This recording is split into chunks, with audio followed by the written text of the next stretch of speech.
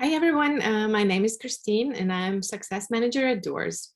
Welcome to the Doors Academy webinar. This is the last one this year. However, we have great plans for the year to come. And today we are covering the topic of navigating the Metaverse, social media strategy in today's digital age. There will be 3 speakers today talking about the rapidly changing world of social media. First, you'll hear from Jimmy Newson. He will guide you through how to attract your perfect customer with content and the perfect offer. Followed by Sam Halden, a social media manager at Dakuba from Australia. He'll be talking about marketing on social media at a global scale in 2022. Next up, you'll hear a Q&A with a digital content creator, Leah Friedman. She'll answer some questions about starting out in TikTok and how do you get noticed on the platform. We wish you a pleasant time with us, and if you do have any further questions for the speakers, please feel free to reach out to us, and we will make sure to provide you with the answers.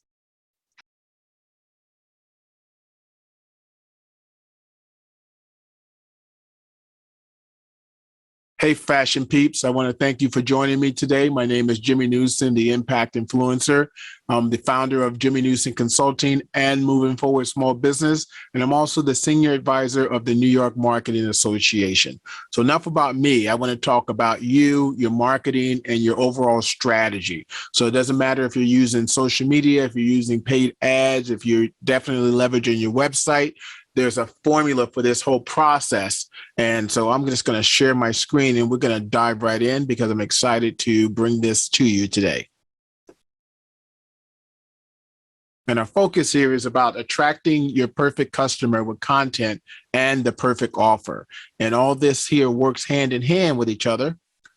And so what is our goal? Our goal is to deliver the right content to the right person at the right time. And how do we do that? We do that through a inbound marketing strategy. And there's 4 levels to this. There's the inbound marketing methodology, which is what we're going to focus on today. There's a buyer persona creation. You have to create what we call a buyer persona. You need to develop a buyer's journey for that persona. And then you need to now leverage those distribution channels, which will also be covered in the inbound marketing methodology portion of today's training. So the first question is, what is the inbound marketing methodology? And here is the definition. Inbound marketing is a technique for drawing customers and clients to products and services via content marketing, social media marketing, search engine optimization, and branding. So at the end of the day, if all of these are not working together in tandem, then you're going to have a lot of what we call holes, and you're going to have a leaky funnel, which means that people are not making it all the way to the end and they're falling out because there are pieces missing.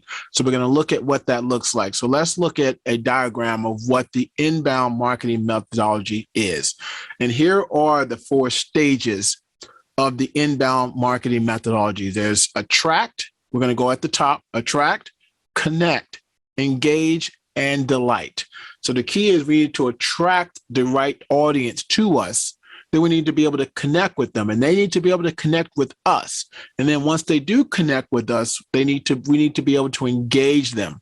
And this part is where it starts to become scalable. That means we're not necessarily doing the actual work ourselves. We've built a system that will engage on our behalf automatically, and then making it easier for us to only communicate when we need to, and when it's at the point where we definitely need some type of human interaction. And then we want to delight them to turn them into advocates so then they can become our future sales force.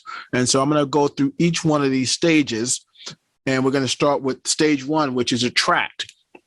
And what we're trying to do is take a stranger and turn them into a visitor. So let's focus on the foundation of attract. And the foundation is your website. You know, you may have tons of social media channels, and that's kind of what we're talking about. But if you're not driving them off of your social media channels and into your system, into your funnel, into your platform, you're missing out on some major opportunities for conversion and to build a really strong relationship. So what we use is, of course, we're going to use blog posts. We're going to use social media We're going to use keywords and keyword optimization and research, and we're going to use pages, but we call those landing pages. Those are specific pages that we're going to optimize for what we call the conversion. That means when they land on those pages, there's an opportunity for them to take an action, and the action that we want them to take. So we're being very purposeful in regards to how we set this page up so it has the best opportunity to convert. So when we're attracting people, we're using blogs, we're using social media, we're using keywords and pages. This is only step one of this methodology, because to get them to see you is number one. Now you want them to take action. So let's say they do land on the blog post, so they see a social media post and they click through to somewhere that you want them to go. Now we want to be able to try to connect with them. So we end up going with the next step, which is connect. So we turn these visitors into leads. And we do this with some what we call call to actions. So there'll be a very specific call to action on a page that says here, either enter your email to download, or enter your email to get a 25% off code, or enter your email to join us at our next live event. So there has to be something very specific based on why they clicked on your ad, or they read your blog, or they saw your post on social media in the first place. So they land on a landing page, they enter their information into a form, and you get their contact information. Now you've had the ability to connect. And unfortunately, this is where a lot of people stop. They get the email address, and all they're doing is trying to get more email addresses. Now we need to nurture them, because at the end of the day, most of these individuals are not ready to purchase. So we got to figure out a way to engage them, to figure out what they need and how we can help them. And once we are able to do that, the next thing you know, we can eventually start to convert them. We're building trust, we're building authority, and we're going to connect with them. Now we need to start to engage with them. So what does that look like? Engaging is through email. So you need to be having some type of email service provider, not just your Yahoo account or your Gmail account where you're sending a direct message to them. You want to use a tool that will allow you to do mass blast. You can schedule these things to go out automatically based on certain actions someone may take, like putting their email address into your system, into your call to action forms. So you're using workflows, and those are workflows. So that might trigger a three-part email sequence. You might be able to score those leads, depending on what type of lead they are when they came in. If they downloaded, if they read a blog post and they downloaded their checklist, we might give them a low score because they're not ready to buy yet.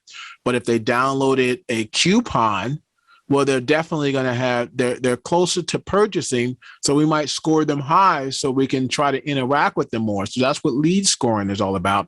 And then you want to engage with a CRM, because a CRM stands for Customer Relationship Management tool, even though there's no T. And this will allow you to, this tool will do a lot of the heavy lifting, and it will track your leads as they become leads from being prospects. And you can make sure that you're engaging them at the right time, and even delivering the right content based on what they're doing on your website. So this is really taking this whole digital to the next level, letting these tools do a lot of the lifting for you. And all you have to do is just monitor it and make sure that it's running smoothly. And then after you've engaged them, and let's say they actually made a purchase with you, now it's time to delight them. Then we go back to social media for that, because they should be following you at this point. If you're in a position, especially in fashion, where, they might want to buy more clothing from you. They might want to buy more art. If you're not, and it doesn't have to necessarily be clothing. It could be art, hanging art, the design art, home art for the home, no matter what it is. Now you can start to, get them to know more about you, more products and services you have, and also to help them start to spread the news, to their family, to their friends, to their colleagues, to their peers. You're using smart call to actions, and that depends on what platforms you're using. So you want to be very careful on what platform you want to use. And you also want to see, does the platforms I'm using from a marketing standpoint to grow my business, do they communicate with each other? Can my email marketing platform communicate with my CRM and communicate with other tools I might use, maybe surveys, so you can make a seamless structure that needs little of your time and energy once set up. Again, all you have to do is monitor. It's not a set it and forget it. And this here becomes the inbound marketing methodology. And then just to take it a step further, if you're just e-commerce only, because we were talking a lot about using content. If you're e-commerce only, you only sell things, you still should be doing some level of content marketing, blog writing. But if you're not, here is a simpler structure for inbound for e-commerce only. So you still got your attract, convert, close, and delight at the top. In the middle, you still got your stranger, visitors, leads, customers, and promoters. We're calling them promoters versus advocates. But what changes is at the bottom, we still have blogging, SEO, social, but we have ads in there this time. In the convert stage, we have pages. Now we have offers, we have coupons, and we have forms, because at this point, if you're competing on price, or if you just happen to be in a very saturated market, maybe you need to make some offers to get them to take that next step and make the purchase. Your close is segmenting your audience based on your products and services, maybe their needs, maybe some specific demographics or psychographics they may have that are important for you to segment that audience. And also abandoned carts. Abandoned carts can, if you set up a system that can start to contact people who have abandoned their carts, you can definitely increase the amount of revenue that comes in, because sometimes they get sidetracked and they end up going off the rail and going somewhere else.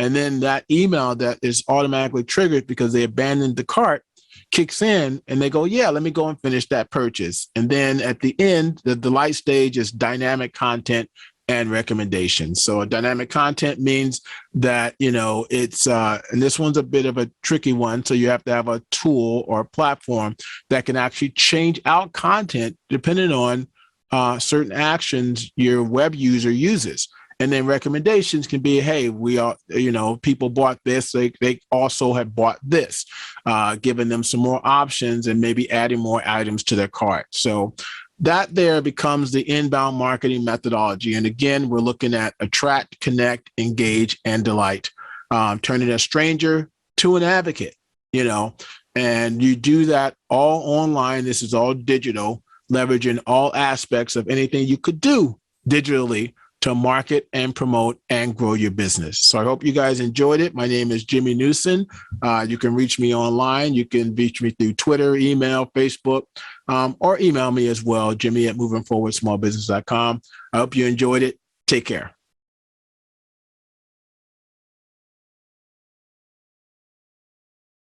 Hello, Doors Academy. My name is Sam Holden. I am a social media manager from Melbourne, Australia. I've worked in social media for over 6 years now, managing accounts for some of Australia's biggest brands.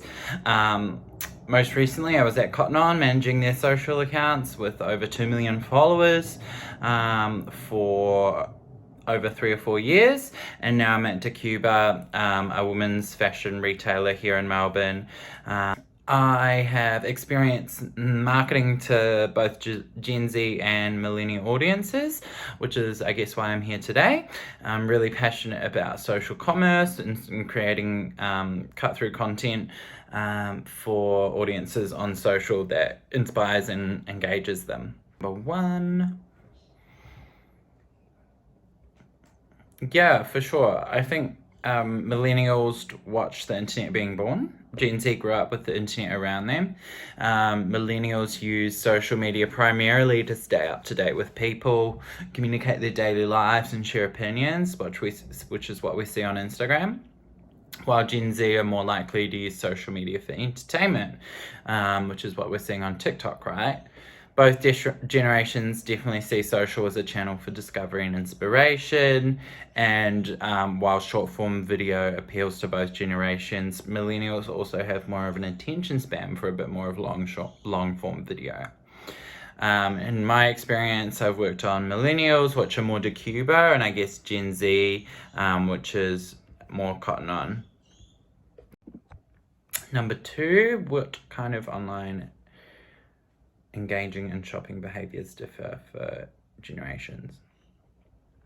Yeah, for sure. I think let's start with millennials. Millennials are definitely an omni-channel shopper. They're shopping in-store and online. Yes, they're looking to online reviews over influencers or creators. Over 80% of them are. But I wouldn't say throw away your influencer strategy or your creator strategy out over the statistic.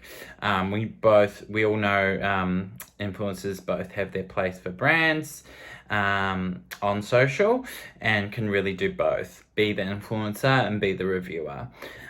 Look at TikTok, for example. I think that's where there are millions of super organic reviews from brands' customers. A high amount of millennials, over 85% of them, have purchased a brand after seeing them in a video. So definitely don't discount the importance of video in your social strategy. Millennials are using social for customer service as well. Community management should definitely be a focus for you if you're running a social account. So definitely be proactive here. And I think your audience will become de-engaged if they're being ignored in the comments threads or in their DMs.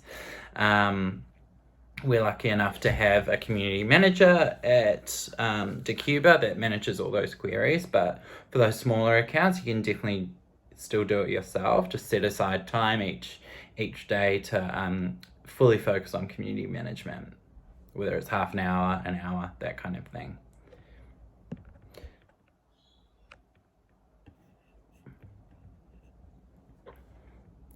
I guess with Gen Z, they're definitely omni-channel as well. So yes, they obviously shop online, but kind of Vogue business highlighted that 56% of them are more likely to have shopped for fashion in store over a 3-month period. So I would say where you can incorporate, if you have stores or physical showroom environments, whether it's your studio or your product in real life, incorporate these into your social journey tastefully, whether it's a live stream, video content, creators attending your pop-up shop or your store. There are definitely ways to do it. When I was at Cotton On, every time we posted store content on Instagram, it would receive astronomical engagement, upwards of 20,000 likes, where 3,000 to 4,000 was probably our average. So similarly, we saw the same trend on TikTok, where we did store tours featuring new arrivals, and those videos would receive hundreds of thousands of views organically by being picked up on the For You page. So definitely 59% of Gen Z audience buy brands after seeing them on TikTok. So there's no surprises here with the rise of hashtags such as TikTok made me buy it, which is driving community conversation and conversion around brands and their purchases, which is pretty awesome. So we all know Gen Z are more likely to observe on social, but can definitely get vocal when they're passionate about subjects that matter to them. So, sustainability, global social movements, inclusivity and diversity, which really should be all focuses for brands moving into 2022. How to levitate among all these generations, reaching all of them and being likable to all of them. I guess with this one, you've really got to look at your channel strategy and being channel specific.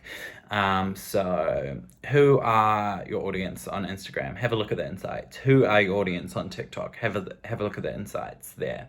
And then I guess craft a social media strategy that levitates around these different platforms and changes for these different platforms. So your TikTok strategy will be maybe more leaning in towards what Gen Z are wanting to see on TikTok, and your Instagram strategy might be a blend of both, where millennials and Gen Z are hanging out. So definitely you can dial up the trends that Gen Z are loving and engaging on TikTok, but be cautious about bringing those over to Instagram. You might be alienating that older or millennial audience. It just totally depends on how old your audience is on those platforms to create that that content that's true to your brand and true to you and your followers. And it all depends on what they're engaging with as well. So definitely look at the data there and see what are they engaging with and what are they loving, and kind of craft your social media strategy around the content that they're engaging on either of those platforms. How can one make a cut-through brand presence at a global scale? I think definitely fine-tune your visuals. Luckily, I've been able to work and have teams around me to bring together, I guess, a bigger picture brand story at a global scale through this resourcing. But definitely on a smaller scale, don't discount video moving into 2022, especially filmed on iPhone.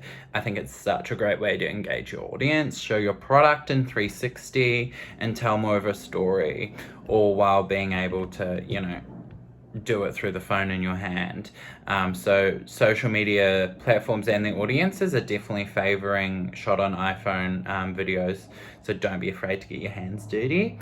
Again, if your team is smaller, you can definitely get cut through results and reach bigger audiences and more people through platforms such as TikTok by going viral and being featured on the For You page. So genuine storytelling and real content is what audiences want to see in 2021 and moving into 2022. So make sure all the content and all the storytelling you're doing, there's this kind of, I think, important layer that's needed, that is authenticity and transparency to that content. So I guess that's how a couple of tips on how to create a cut-through brand presence at global scale. But you're so lucky to have, I guess, TikTok and these algorithms at your fingertips to be able to reach audiences bigger than the ones than your 20,000 followers, 10,000 followers. You can reach much bigger audiences now, thanks to those algorithms. So get out there and get creating. What are your top 3 tips for building an effective social media strategy for actual conversions? I think number 1, fine-tune your visuals. The creative is one of the most important things on social when it comes to engagements and conversions. So really understand what your audience is engaging with and work on fine-tuning those visuals that is going to get that engagement and get those clicks to your site. Number 2, know your data and respond to your data. If something isn't working, tweak your plan. And if something is working, how can you do more of this? Definitely look at that data and see what you can do there. Thank you so much, Doors Academy. That's all from me. Feel free to reach out to me on LinkedIn. My name is Sam Holden. With any questions you might have, I'd love to help you. But thanks for having me. Have a great day, and I'll see you soon.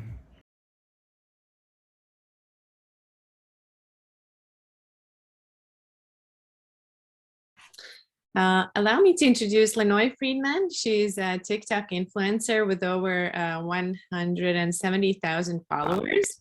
Hi, Leah, and thank you for joining us here at Doors Academy. Hi, thank you so much for having me. Yes, so today we see a trend that companies are now diversifying their marketing budgets from Facebook and Instagram and are dedicating more and more of that to TikTok. However, not too many marketing executives or anyone over 35 in general are too familiar with TikTok yet. So, and they probably don't even know where to start. Thus, we would like to dive in more on how young and emerging designers could find a way benefiting from TikTok. And Leah is here to answer some of the questions. So let's start with the first one. Please tell us, what do you believe would be a starting point for a young designer joining TikTok and actually making the best use out of it?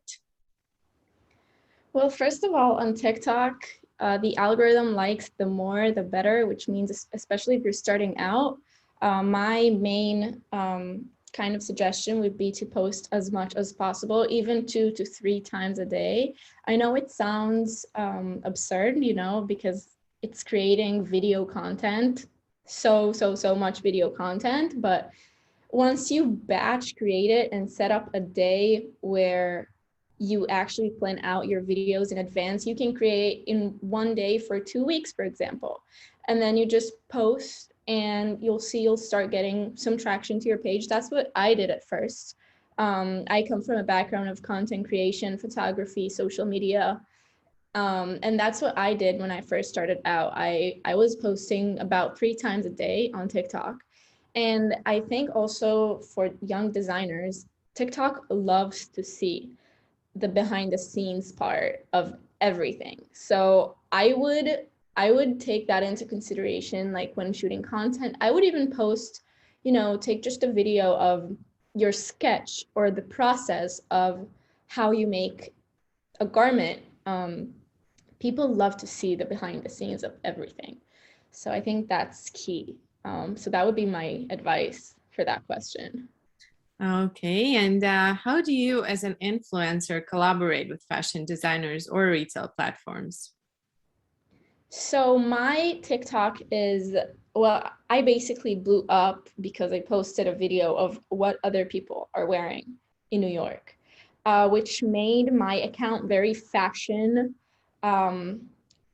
very fashion centered. So from that point, I started posting more and more about what people are wearing. And slowly I started shifting into introducing myself a little bit more because, you know, eventually I do want to collaborate with brands a lot on my TikTok. So right now I'm like in the moment where I'm shifting my content from not just showing what other people are wearing, but also to show what I'm wearing. So once brands started detecting that, I have them reach out to me or I reach out to them. I even find, you know, vendors at flea markets, see if I like them, and then I just offer them a collaboration, or brands reach out to me via email, and then I create a video for them. So I would show how I style their outfits or their one piece of clothing. And in exchange, I would be paid for it. Mm-hmm. So anyone who would be interested to collaborate with you could just find you on TikTok and DM you or email you. Okay. Yeah. Exactly. So the world is getting smaller because of all the digitalizing, yet it could be challenging to create a content for a client who's on the other side of the world. So how would you manage that? Well, first of all, I would always, if it's something physical, if it's a physical product that I have to shoot, my first question would be, oh, I'm currently out of the country, so do you ship internationally? And if they would say yes, then amazing. They could just ship the product to me because, you know, it's a small world. You can ship a product really easily nowadays. Mm-hmm. Or if they don't, or if it's something that's more valuable, like high-end jewelry or a really, you know, expensive handmade kind of piece of clothing, then I travel a lot. So I would just tell them, hang on, I'll be back in the city on this and that date. And then we just schedule for the future. All right. And if a young designer would like to start out on TikTok, do they need their own page, or can they just start with collaborations with influencers? What would you suggest? I would say 100% have their own page. People want to see what you're doing. It's a source of reliability. It shows your true face. It shows the person behind the brand. You would want to show, like, especially if it's something that's like a young designer, if it's like their heart and soul, I would definitely put even their face on the brand, regardless to influencer marketing and arrange, like, you know, photo shooting and with models. I would definitely 100% suggest have both an Instagram and a TikTok page to showcase your work, because today it's like your business card. your socials and 100% invest in that, because it's the #1 form of marketing nowadays. Yeah. And it's free, basically. Like if you know how to do it, it's free marketing. True. And you can reach so many people, right? It's insane. It's insane how many people, like, I remember hitting my first 1 million views. I was like, 1 million people watched my video. Like, how does that even make sense? I remember that, and that was so absurd to me. And even now, like getting 100,000 views, I'm like, 100,000 people watch my videos. You know, sometimes it's even like it's like 500,000. It's insane. I do not comprehend these numbers. It's crazy. Like one simple video can literally change your life. So That's what it did. What do you think would be the like 3 tips that you would need to have, like suggestions for someone? Which videos work the best? I think with TikTok, TikToks really likes videos that are informative or something that a person can take from it. So either informative, educational, something interesting, something funny, something that other people can relate to. In any social media form, really, people want something they can relate to. And once you crack that, then like you have the world at your feet, I think. And it's really a combination of all those things, really, because someone can post something that's just funny, but then it's like, you know, so that would be their niche. So that's another tip. Definitely find your niche. And after you have your niche and you have your certain amount of followers, you can always grow from there and shift into other things. But the most important thing when you're just starting out is to figure out what your niche is. So for me, that would be what people are wearing on the streets. So making street style videos, that's my niche. And after hitting, I would say about 100,000 followers, I started branching out a little bit and explore more areas of types of content. Like I said, introducing myself to the camera, not just show what other people are wearing. So sometimes those videos would do even better than those videos, or sometimes, like, you know, and I wouldn't necessarily look at the numbers when you're first starting out, because that could really discourage a lot of people. Oh, I put so much work and effort into this one video and it ended up getting 15 views. Okay, that doesn't mean anything. If you're consistent, consistency is key. Just be consistent and have your own niche and find what it is that makes you you, and why other people would want to watch you. Okay, well, yeah, those are really nice, quick tips, something to start out with. And if any of the designers who are watching this are interested or would like to reach out to Lenoy, feel free. Find her on TikTok or just email us at Doors. Thank you, Yeah, Lenoy, so much. My handle is Lenoya_Friedman. Yeah, we'll add So that that's how to the description too. All Yeah, right. Thank you perfect. so much. Thank you.